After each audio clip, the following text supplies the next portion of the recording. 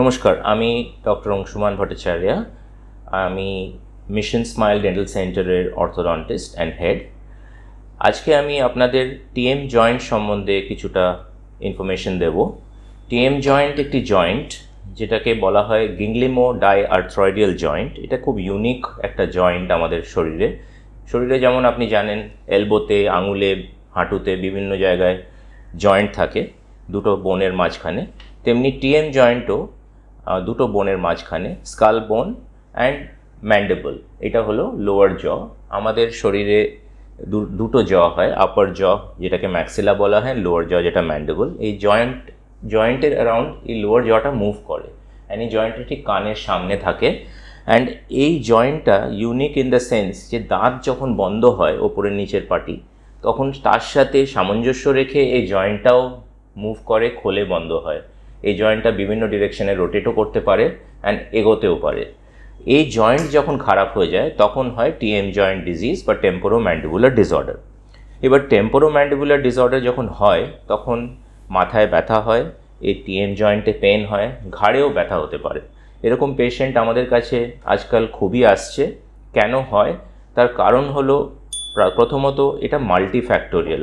Research বলেছে যে 4 রকম কারণে টিএম জয়েন্টের ব্যথা হতে পারে। একটা হলো হরমোনাল, একটা দাঁত রিলেটেড কারণ, আরেকটা হতে পারে সাইকোলজিক্যাল স্ট্রেস রিলেটেড, আবার নিউরোলজিক্যাল রিজনেও কিন্তু টিএম জয়েন্ট পেন হতে পারে।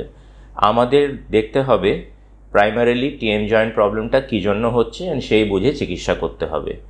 অনেক সময় দেখা গেছে যে দাঁত রিলেটেড কারণে, যেখানে ওপরে নিচের দাঁতের বাইটে সামঞ্জস্য নেই, ব্যালেন্স নেই, তার জন্য টিএম জয়েন্টে একটা স্ট্রেস পড়ছে অ্যান্ড সেই স্ট্রেসের জন্য একটা মাইক্রো শিফট হচ্ছে, জটা একটু বন্ধ করার সময় সরে যাচ্ছে অ্যান্ড সেই সরে যাওয়াটা টিএম জয়েন্ট স্ট্রেসটা অনেক দিন নিয়ে নেয়, কোনো সিমটম দেখায় না, কিন্তু অনেক পরে এসে হঠাৎ মাথা ব্যথা শুরু হয়, কানের সামনে ব্যথা শুরু হয় অ্যান্ড অ্যাসোসিয়েটেড মাসেলসে ব্যথা শুরু হয়।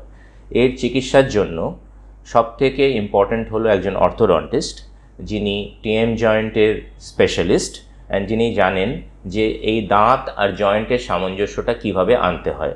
প্রথমত একটি স্প্লিন্ট থেরাপি করতে হয়, যেটাকে বলা হয় ডিপ্রোগ্রামিং স্প্লিন্ট। সেটা পেশেন্ট পড়ে থাকে অ্যান্ড সেটাকে টাইম টু টাইম অ্যাডজাস্ট করলে এই জটা রিল্যাক্স হয় অ্যান্ড তাতে টিএম জয়েন্ট অনেক রিলিফ পায়।